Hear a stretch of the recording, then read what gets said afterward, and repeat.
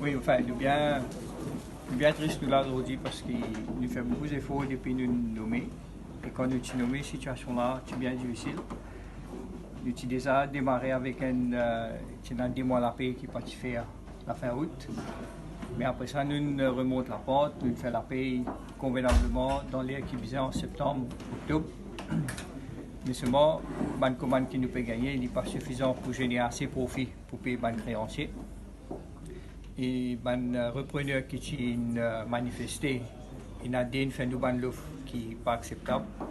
Il y a un troisième qui nous tient un petit peu plus l'espoir, qui dernier sont tombés. Alors nous présentons devant les créanciers vendredi dernier et à l'unanimité, une vote pour la liquidation. Il reconduit à nous, moi et mon collègue Georges, comme liquidataire. Alors aujourd'hui, nous trouvons dans un nouveau rôle comme liquidataire avec une option bien restreinte.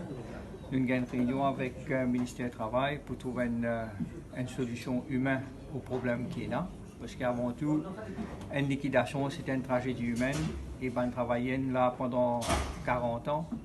Et bien triste qu'il nous l'a aujourd'hui. Mais nous pouvons guetter avec le gouvernement comment trouver une solution, tout en respectant la provision de la loi de Insolvency Act et aussi la loi Workers' Rights.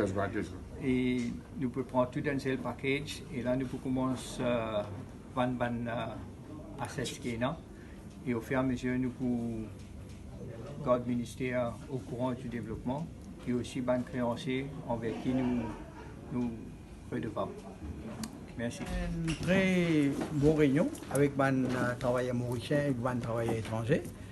Il y a des représentants syndicats et des représentants BDO, M. Abzar Ibrahim et M. Tsorichan.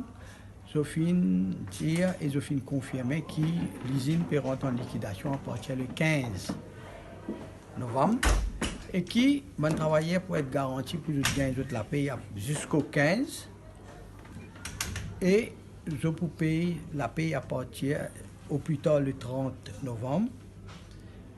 Ensuite de ça, je peux payer au plus tard le 15 décembre, je bonus et je ban congé annuel local qui restait. En ce qui s'agit de préavis et de compensation, je pense qu'on travaille un chiffre, combien il y a pour payer à mon travailleur et nous fixons une réunion le 27 novembre ici à 10h30 pour nous guetter un coup qui ban BDO, ban liquidataire pour payer, capable de payer et qui gouvernement pour venir en aide, pour venir aider pour payer la compensation ban travailleurs. Ça c'est une chose et qui tout ban travailleur à partir de demain, pour faire cette application pour rentrer dans le Workfare programme.